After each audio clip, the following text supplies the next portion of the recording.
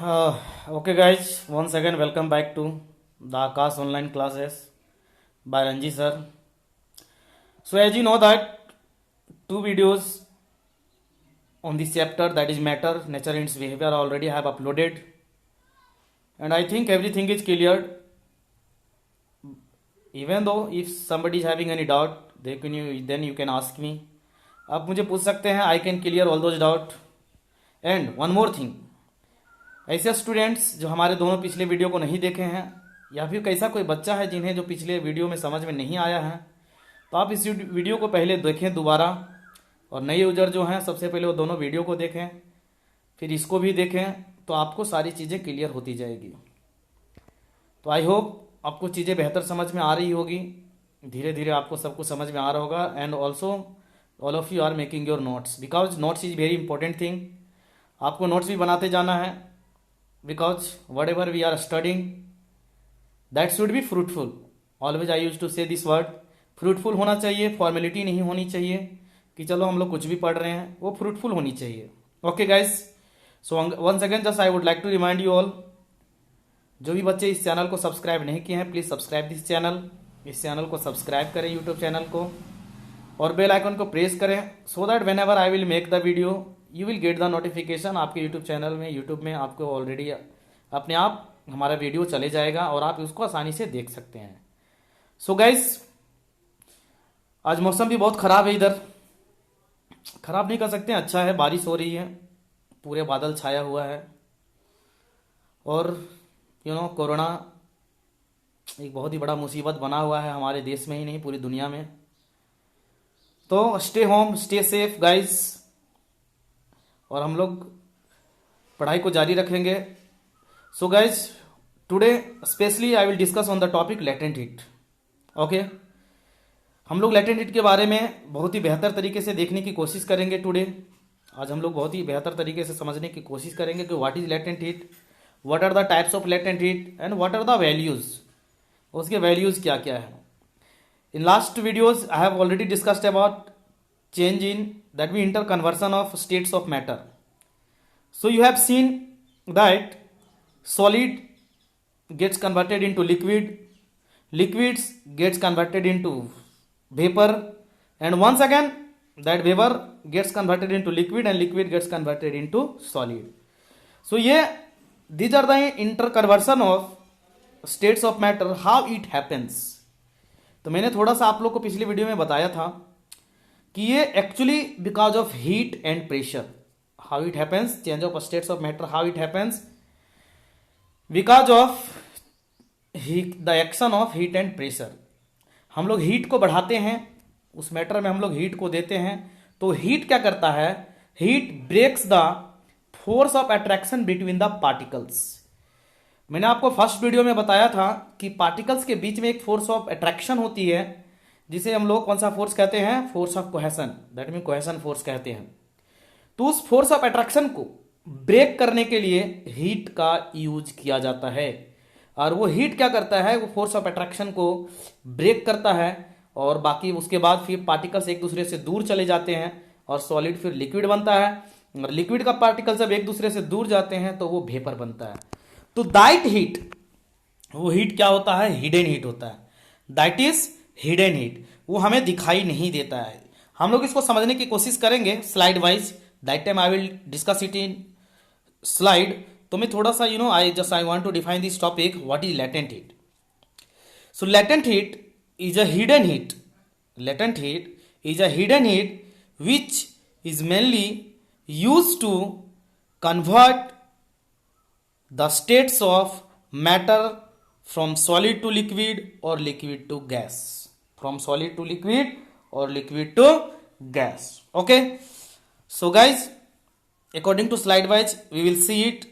So I'm just hiding myself, और हम लोग नोट्स बनाते हुए चलेंगे. So guys, again you should start with one copy and pen, so you will make your notes also. Got it? तो हम लोग चलते हैं स्लाइड वाइज, देखते चलेंगे और समझते चलेंगे. तो हम लोग चलते हैं slide wise.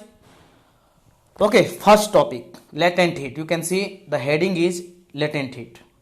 So already I have defined now कि what is latent heat. So the hidden heat which breaks the force of attraction between the molecules during change of a state.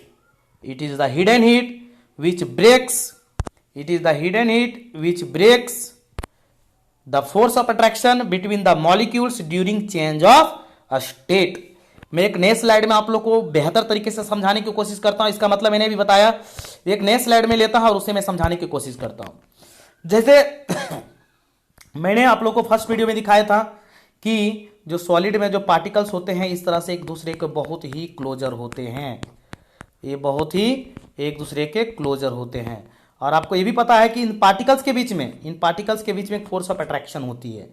तो जब हम लोग इसमें हीट देते हैं, क्या देते हैं इसमें हम लोग हीट देते हैं, तो heat is a form of energy. What is heat? Heat is a form of energy.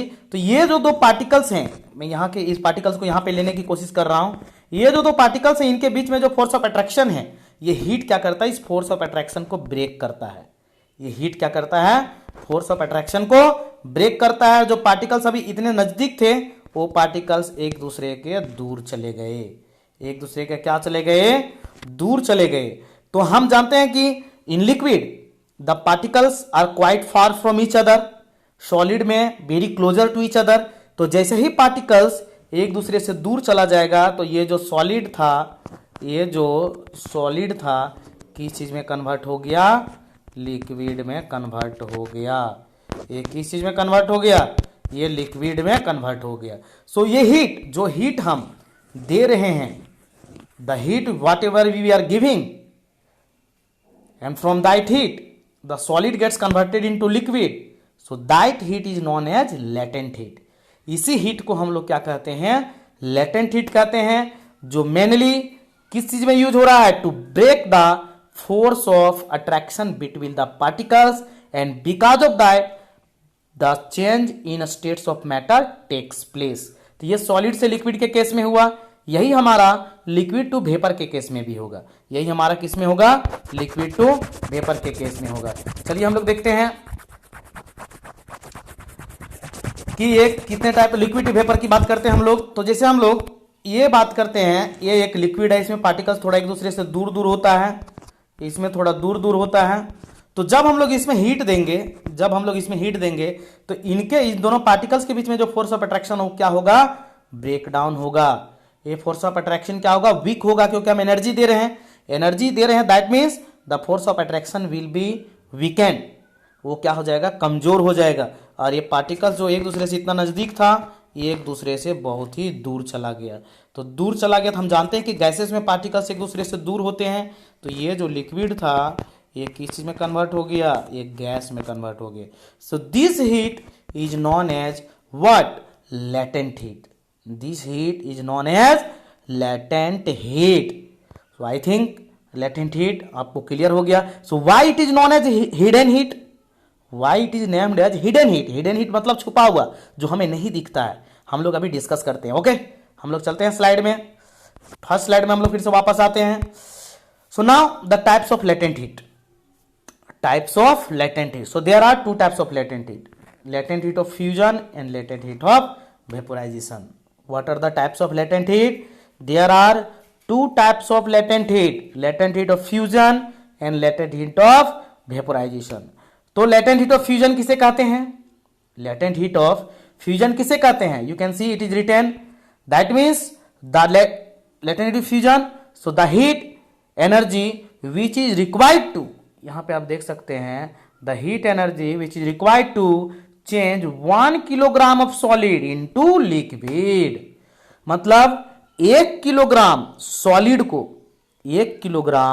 Solid को लिक्विड में चेंज करने के लिए जितना हीट का जरूरत पड़ता है, that heat is known as latent heat of fusion. So all of you will make notes also, आप नोट्स को भी बनाते जाएंगे। Got it? तो लेटेंट हीट ऑफ फ्यूजन किसे कहते हैं? The heat energy which mainly required to change 1 kilogram of solid into liquid.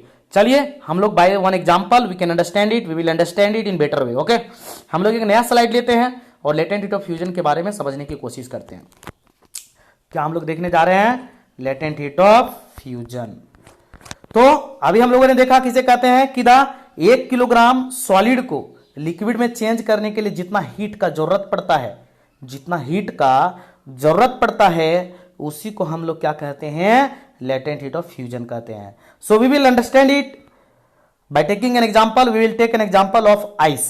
किसका एग्जांपल लेंगे हम लोग, ice. You know ice is in solid form. Ice कौन सा फॉर्म में होता है, सॉलिड फॉर्म में होता है। तो हम लोग इस चीज को समझने की कोशिश करते हैं। इसमें हम लोग ये भी समझेंगे कि आखिर इसे लेटेंट हीट को हिडन हीट क्यों बोलते हैं, इस लेटेंट हीट को हिडन हीट क्यों बोलते हैं। ओके, हम लोग देखते हैं, इसको समझने की कोशिश करते हैं। ये हम लोग एक कंटेनर लिए, इस कंटेनर में हम लोग आइस लिए। क्या लिए हम लोग, we took some ice. What we have taken, we took some ice. हम लोग इसमें क्या लिए, आइस लिए। उसके बाद इसमें हम लोग एक थर्मोमीटर को सेट किए। आपको जानते हैं कि thermometer is device which is mainly use to measure temperature. इस थर्मोमीटर को हम लोग एक यहाँ पे स्टैंड लिए। इस स्टैंड में थर्मोमीटर को हम लोग अटैच करके इस आइस के अंदर डाल दिए। क्या कर दिए, इस आइस के अंदर हम लोग डाल दिए। अब हम लोग क्या करेंगे कि ये नीचे एक बर्नर रखेंगे। क्या रखेंगे हम लोग, नीचे एक बर्नर रखेंगे। इस बर्नर के ऊपर इसको हम लोग रख दिए और नीचे से हम लोग हीट देना चालू किए।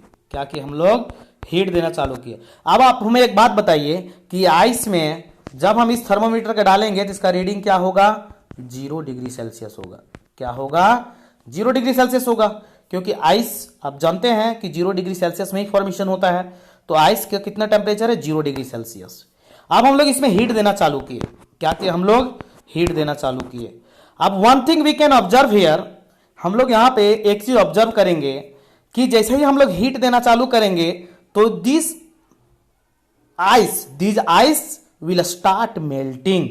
ये जो आइस है वो सॉलिड से लिक्विड में कन्वर्ट होना चालू हो जाएगा। But one thing more we can observe that the reading on this thermometer scale will not be increased. मतलब कि इस थर्मोमीटर का जो रीडिंग है 0 डिग्री सेल्सियस वो इंक्रीज नहीं होगा, ये 0 डिग्री सेल्सियस ही रहेगा। कब तक, जब तक ये पूरा का पूरा आइस लिक्विड में ना चेंज हो जाए। कब तक, जब तक कि ये पूरा का पूरा आइस लिक्विड में ना चेंज हो जाए। मैं थोड़ा सा ब्राइटनेस को बढ़ाता हूं, मौसम खराब है। ओके, तो अब देख सकते हैं कि अब यहां पे समझने वाली बात है कि मैंने जो टर्म यूज किया था कि hidden heat, latent heat is hidden heat. आप देख सकते हैं कि हम लोग नीचे से हीट दे रहे हैं, नीचे से हम लोग हीट दे रहे हैं। मतलब इस थर्मोमीटर का स्केल का रीडिंग बढ़ना चाहिए था क्योंकि हम लोग हीट प्रोवाइड कर रहे हैं, लेकिन उसके बावजूद भी ये 0 डिग्री सेल्सियस में ही होता है। क्यों, क्योंकि जो भी हीट अभी मैंने आपको समझाया था कि लेटेंट हीट का मेन काम क्या है, लेटेंट हीट का मेन काम है कि to break down the force of attraction between the particles. मतलब जो भी हीट हम लोग इसमें दे रहे हैं उसका कहां पे यूज हो रहा है, इस आइस का जो पार्टिकल्स है यहां पे उनके बीच में जो फोर्स ऑफ अट्रैक्शन है उसको ब्रेक डाउन करने में यूज हो जा रहा है। इसीलिए थर्मोमीटर स्केल का रीडिंग नहीं बढ़ रहा है। और आप देख रहे हैं कि यहां पे स्टेट ऑफ मैटर भी चेंज हो रहा है, मतलब सॉलिड से लिक्विड में भी चेंज हो गया। और ये टेम्परेचर हमें दिखा भी नहीं, ये हीट हमें दिखा भी नहीं। अगर दिखता तो थर्मोमीटर का स्केल का रीडिंग बढ़ता, लेकिन ये दिखा भी नहीं। So this heat is known as latent heat of fusion. इस हीट को हम लोग क्या कहते हैं, लेटेंट हीट ऑफ फ्यूजन कहते हैं। और latent heat of fusion, latent heat का नाम हिडन हीट इसीलिए बोला गया है क्योंकि वो हमें दिखता नहीं है, वो हमें नहीं दिखता है। अभी आपने देखा कि ये थर्मोमीटर स्केल का रीडिंग 0 डिग्री सेल्सियस ही रहा और ये सॉलिड से लिक्विड में चेंज हो गया। हाँ, अब बात बोलिएगा सर ये 0 डिग्री ही रहेगा, नहीं। जब ये पूरा आइस लिक्विड में कन्वर्ट हो जाएगा उसके बाद रीडिंग जो है वो बढ़ना चालू हो जाएगा। वो उसका जो आपका थर्मोमीटर स्केल का जो रीडिंग है बढ़ना चालू हो जाएगा। क्यों, क्योंकि अभी हमारा यहाँ पे जो भी स्टेट ऑफ मैटर था वो चेंज हो चुका है। तो इसलिए इसे हम लोग क्या कहते हैं, latent heat of fusion of ice. तो आई थिंक आपको चीजें बेहतर क्लियर हो गया होगा। तो इसका वैल्यू कितना होता है, अभी जैसे मैंने बताया कि लेटेंट हीट किसे कहते हैं, 1 किलोग्राम ऑफ सॉलिड को कन्वर्ट करने के लिए लिक्विड में, या फिर हाँ हम लोग फ्यूजन की बात कर रहे हैं तो 1 किलोग्राम ऑफ सॉलिड को लिक्विड में चेंज करने के लिए जितना हीट का जरूरत पड़ता है उसी को लेटेंट हीट फ्यूजन कहते हैं। तो latent heat of fusion of ice का जो वैल्यू होता है डायग्राम आप लोग बना लेंगे और इस डायग्राम के हिसाब से ही आप लोग एक्सप्लेनेशन भी करेंगे लेटेंट हीट फ्यूजन का। आपको इस नोट्स में नहीं है, लेकिन आप मेरे लेक्चर को सुन करके इसका नोट्स बनाने की कोशिश करेंगे। तो लेटेंट फ्यूजन ऑफ आइस का वैल्यू कितना होता है वो भी चीजें मैं आपको बता रहा हूं, इसको नोट डाउन करिए। Latent heat of fusion of ice का जो वैल्यू होता है वो होता है 3.36 इंटू 10⁵ जूल पर किलोग्राम।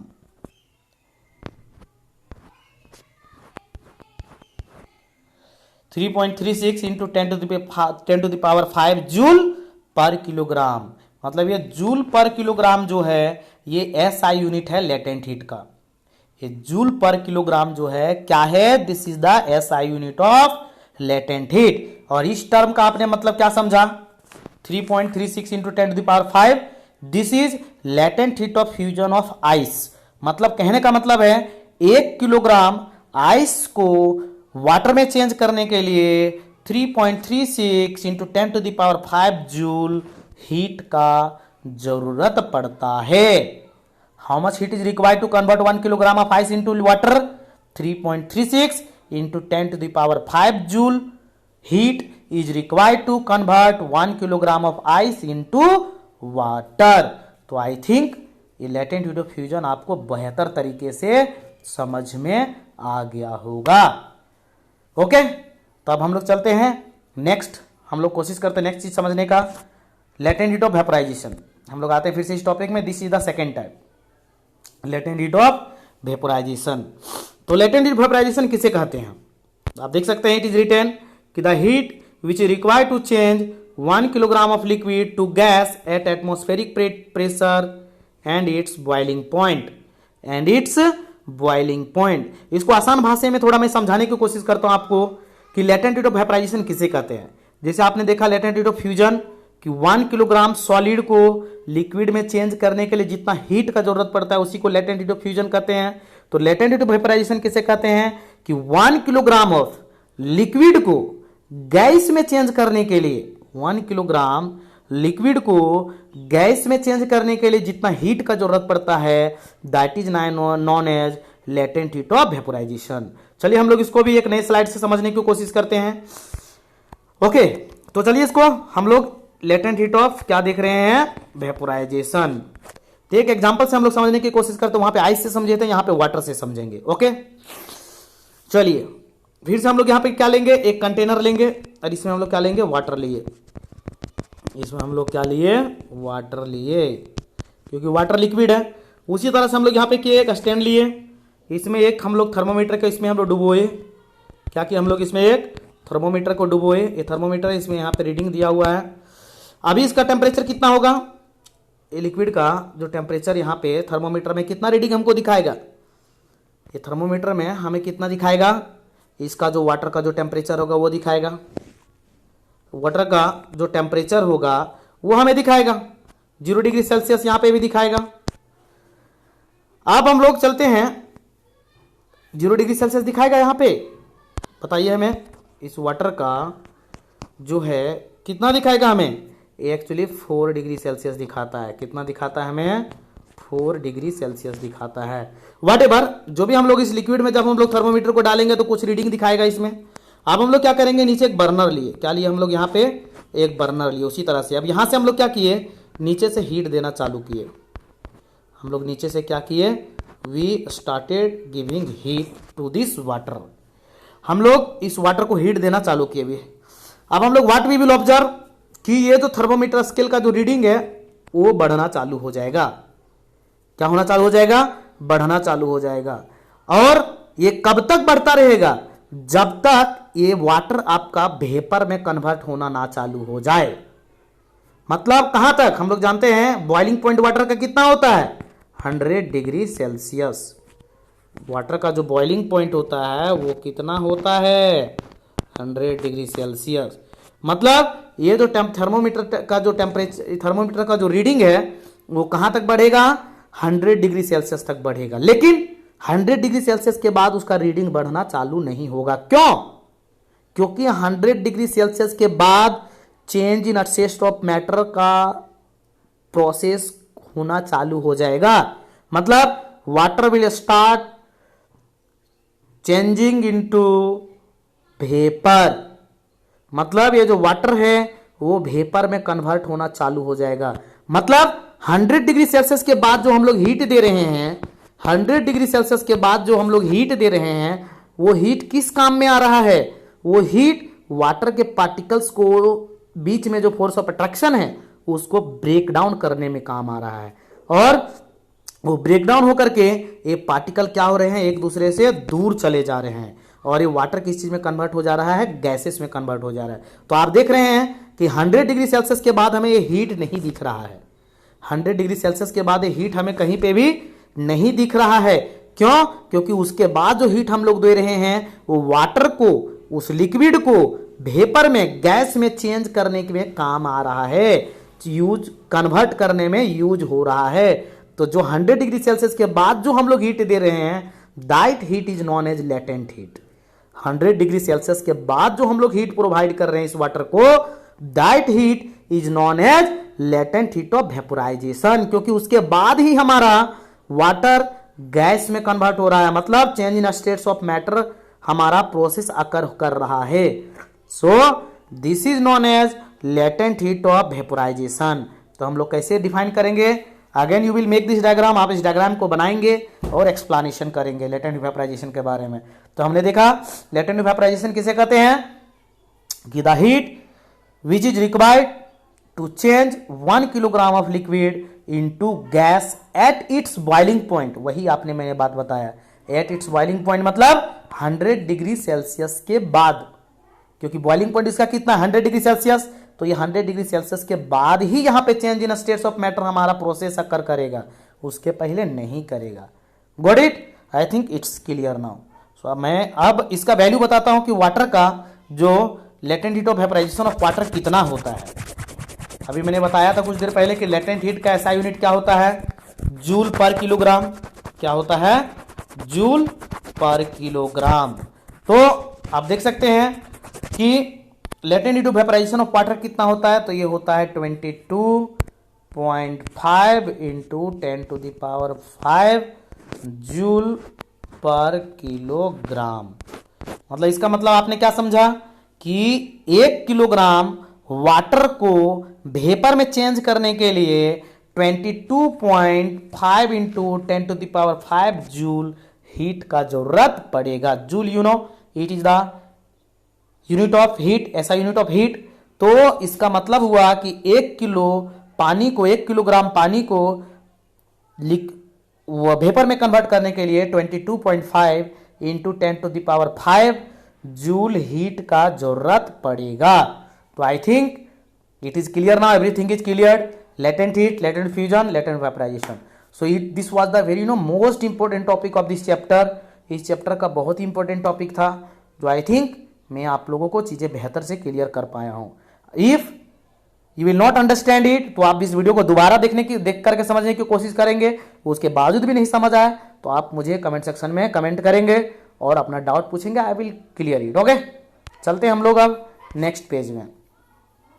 तो ये हो गया आपका latent heat, it's clear now. अब हम लोग चलते हैं next topic, evaporation and boiling. What is the difference between evaporation and boiling? Evaporation and boiling किसे कहते हैं? चलिए इसको हम लोग आप नोट्स को उतार लेंगे, इस वीडियो को पॉज करके आप नोट्स को उतार लेंगे। I will explain it in better way. Okay, हम इसको बेहतर तरीके से समझाने की कोशिश करेंगे। ओके, मैं आपको ये बेहतर तरीके से समझाने की कोशिश करूंगा। मैं चलता हूं, यहाँ पे आपको एक नया स्लाइड है, बॉइलिंग एंड इवेपोरेशन। हाँ, इस स्लाइड से आप देखिए, इसको समझने की कोशिश करिए। देखिए यहाँ पे डिफरेंस दिया हुआ है दोनों के बीच में, बॉइलिंग और इवेपोरेशन के बीच में। You will note it down, आप इसे नोट इट डाउन करेंगे। अगर आपको वीडियो में चीजें क्लियर नहीं समझ में आएगा तो आप मुझे कमेंट सेक्शन में कमेंट करेंगे, मैं इसका पीडीएफ भी आपको दे दूंगा ताकि आप चीज़ों को बेहतर तरीके से देख सकते हैं। ओके, मैं थोड़ा इसको जूम करता हूं। ओके, जूम करके मैं इसको थोड़ा इधर ला के देने की कोशिश कर रहा हूं। इसको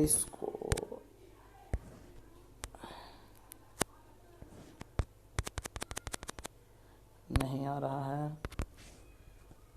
चलिए जूम नहीं हो पा रहा है, तो हम लोग देखने की कोशिश करें। मैं इसे पढ़ दे रहा हूं, आप इसे नोट डाउन करते जाएंगे। बॉइलिंग में देखते हैं, बॉइलिंग क्या है? It is rapid process. Boiling क्या है? इट इज रैपिड प्रोसेस, मतलब ये तेज प्रोसेस है। बॉइलिंग ये ज्यादा समय नहीं लेता है, ऐसा नहीं कि 2 दिन 4 दिन लेता है, but evaporation is a slow process. Evaporation क्या है? स्लो प्रोसेस होता है, ये धीरे धीरे होता है। हम लोग जैसे देखते हैं पॉन्ड्स में भी, तालाब में भी होता है, समुद्र में भी होता है, या तो जहां पे भी पानी है वहां पे भी इवेपोरेशन होता है। तो ये आपका स्लो प्रोसेस है इवेपोरेशन। लेकिन बॉइलिंग क्या है? हम लोग हीट देते हैं, तुरंत हमारा विद इन मिनट्स बॉइलिंग का प्रोसेस चालू हो जाता है। नेक्स्ट, बॉइलिंग क्या है? It is takes place at the entire mass of the liquid. आप लोग इसको नोट डाउन करते जाएंगे।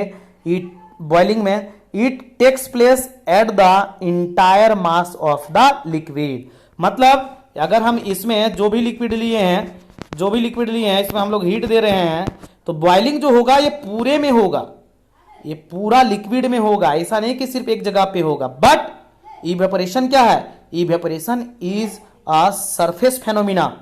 इवेपोरेशन क्या है? It takes place at the surface of the liquid. It takes place at the surface of the liquid, मतलब evaporation जो होगा ये सिर्फ ऊपर में, जो ये लिक्विड है इसका सरफेस में होगा, सिर्फ ऊपर से ही इवेपोरेट करेगा। ये कॉमन सी चीज है, आपको बेहतर चीजें समझ में आ रही होगी, आप कॉमन सेंस आपके पास होगा, इससे आपको समझ में आ रहा होगा कि इवेपोरेशन जो होता है सिर्फ सरफेस में होता है। ऊपर वाला वाटर जो होता है वो इवेपोरेट करता है, नीचे से हमारा इवेपोरेट नहीं करता है। ओके, नेक्स्ट पॉइंट, तीसरा पॉइंट क्या है बॉइलिंग का? It takes place at a specific temperature called boiling point of the liquid. Boiling जो होता है एक स्पेसिफिक टेम्परेचर में होता है, जैसे मैंने अभी आपको बताया हर एक चीज का बॉइलिंग पॉइंट अलग अलग होती है। जैसे वाटर की बात करेंगे तो 100 डिग्री सेल्सियस, मतलब वाटर जो है वो 100 डिग्री सेल्सियस टेम्परेचर में ही बॉइल करेगा, तो एक स्पेसिफिक टेम्परेचर में होगा। लेकिन इवेपोरेशन का कोई स्पेसिफिक टेम्परेचर नहीं होता है।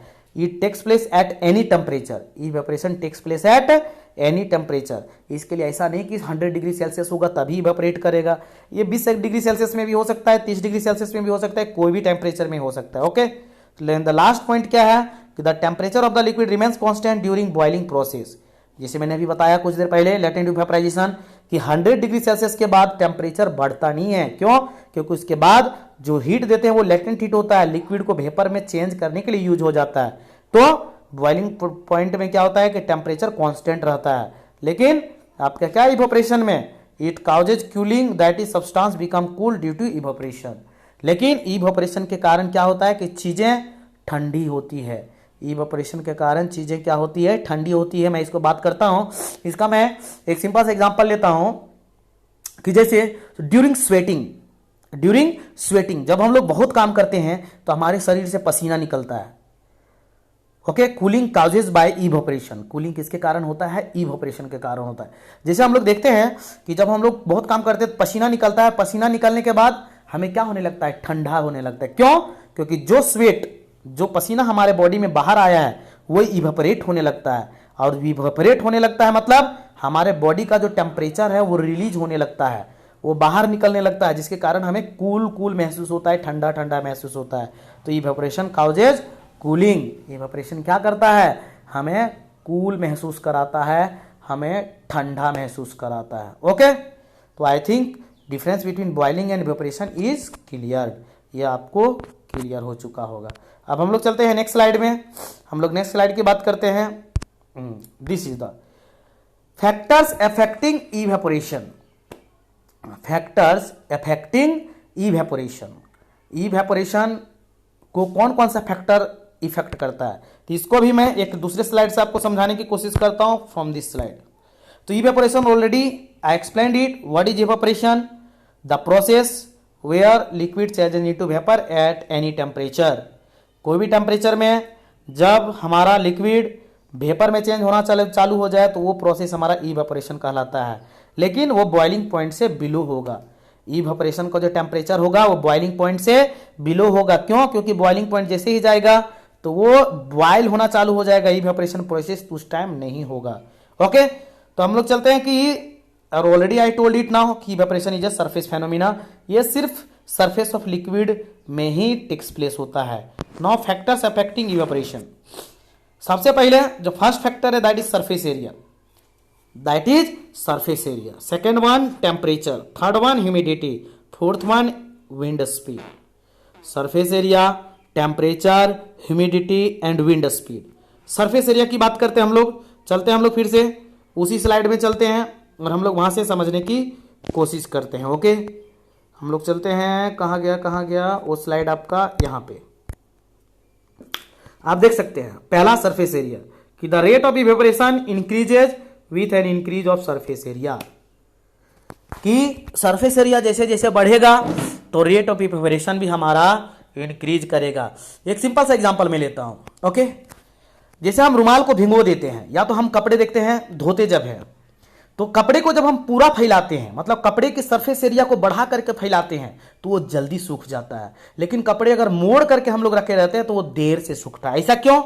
क्योंकि जैसे हम लोग पूरा फैलाते हैं तो उसका सरफेस एरिया इंक्रीज हो जाता है, जिसके कारण रेट ऑफ इवेपोरेशन भी हमारा इंक्रीज होता है। तो वहां जो हमारे उस कपड़े में जो पानी है वो इवेपोरेट करके जल्दी उड़ जाता है और कपड़े जल्दी सूख जाता है।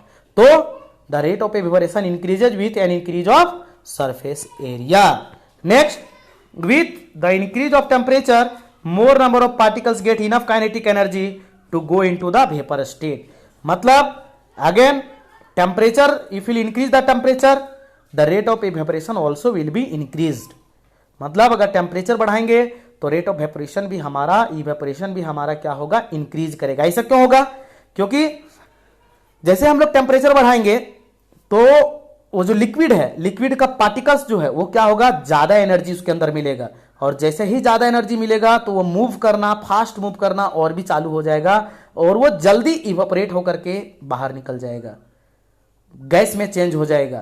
तो टेम्परेचर हम लोग जैसे हम लोग देखते हैं कि गर्मी ज्यादा होता है तो कपड़े जल्दी सूख जाते हैं। क्यों? क्योंकि हम लोग टेम्परेचर बढ़ रहा है, गर्मी ज्यादा मतलब टेम्परेचर बढ़ा तो जो हमारे कपड़े में जो पानी है उसका पार्टिकल जो है काइनेटिक एनर्जी उसे ज्यादा मिला और उसका पार्टिकल्स जल्दी हमारा इवेपोरेट होकर के बाहर निकल गया। तो temperature will increase the temperature, evaporation, the rate of evaporation also will be increase. Next, humidity. Humidity किसे कहते हैं? थर्ड फैक्टर आपको मैंने बताया था। What is the third factor which affect evaporation? That is humidity. Humidity किसे कहते हैं? So humidity is the amount of water vapour present in air. Humidity का डिफिनेशन भी आप लोग लिख लेंगे कि ह्यूमिडिटी किसे कहते हैं? Humidity is the amount of water vapour present in air. Air में जितना वाटर वेपर प्रेजेंट होता है उसी को हम लोग ह्यूमिडिटी कहते हैं।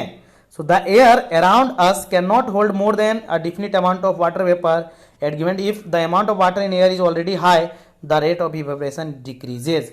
मतलब अगर ह्यूमिडिटी ज्यादा होगा तो क्या होगा? मतलब कहने का मतलब क्या है कि एयर में जो वाटर पार्टिकल्स है वो ज्यादा है। अगर वाटर पार्टिकल्स ज्यादा है तो हमारा रेट ऑफ इवेपोरेशन क्या होगा? कम हो जाएगा। लेकिन वही अगर ड्राई वेदर होगा, ह्यूमिडिटी कम होगा, ड्राई वेदर है मतलब एयर में वाटर की मात्रा कम है तो इवेपोरेशन हमारा ज्यादा होगा। तो ये इनवर्सली प्रोपोर्शनल होता है। मतलब if humidity will be more than rate of evaporation will be less. ने लास्ट वन, विंड स्पीड। ये क्या होगा? डायरेक्टली प्रोपोर्शनल होगा।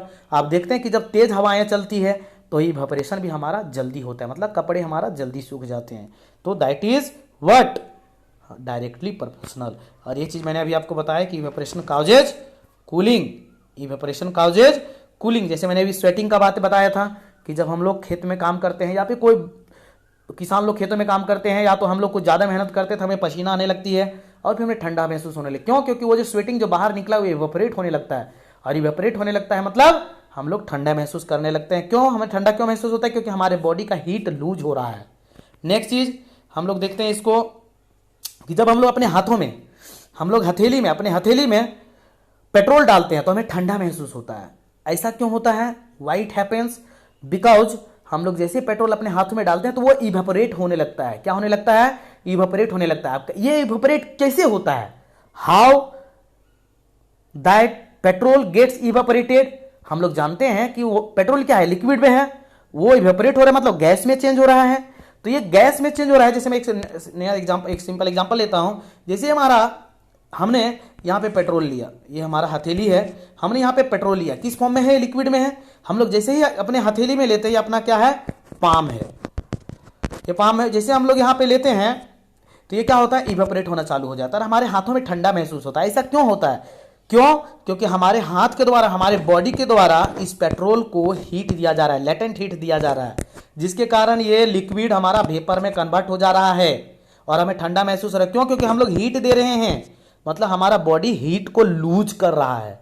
हमारा बॉडी क्या कर रहा है? हीट को लूज कर रहा है, अगर हीट लूज करेंगे तो ठंडा महसूस होगा. So that is why evaporation causes cooling. That is why we say evaporation causes cooling. तो I think this point is cleared now. ये पॉइंट आपको बहुत ही आसानी से क्लियर हो गया होगा. तो एंड द लास्ट स्लाइड हम लोग देखते हैं. लास्ट स्लाइड है, ये आपको बोला जाता है change in states of matter का triangle. Change in states of matter का ट्राइंगल, इसको आप ड्रॉ कर लेंगे, इसको बना लेंगे. तो आप देख सकते हैं ये सॉलिड है, ये लिक्विड है, ये गैस है. मैं ऑलरेडी इसको एक्सप्लेन कर चुका हूं फ्लो चार्ट में, तो I will not take much more time. आप देख सकते हैं कि सॉलिड से लिक्विड में आया तो ये मेल्टिंग कहलाया, और लिक्विड से सॉलिड में गया तो ये फ्रीजिंग कहलाया. सॉलिड से गैस में आया तो ये आपका क्या कहलाया,